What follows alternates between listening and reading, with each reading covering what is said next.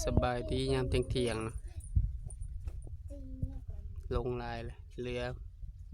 มื้อนี้วันชินดับก็เลยบ่ได้ดูดเนาะ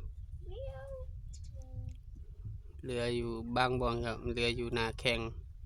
บางบ่อนก็เรืออยู่เพียงหัวเข่า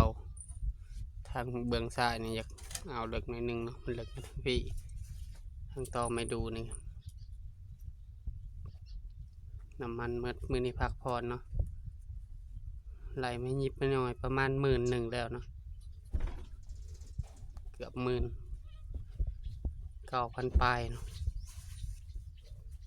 ฝากพ่อแม่เป็นกำลังใจให้เบาจะมั่มกดติดตามเบาจะมั่มกดไลค์กดแชร์เนาะอย่าลืมกดกระดิ่งเพื่อบ่พลาดคลิปใหม่ๆของเบาจะมั่มช่วงนี้ก็ยังบ่ได้ไปถ่ายคลิปเนาะเพราะไม่เท่าเพิ่นมาเฮือนพอแล้วได้เบิ่งก่อนว่ามันสิ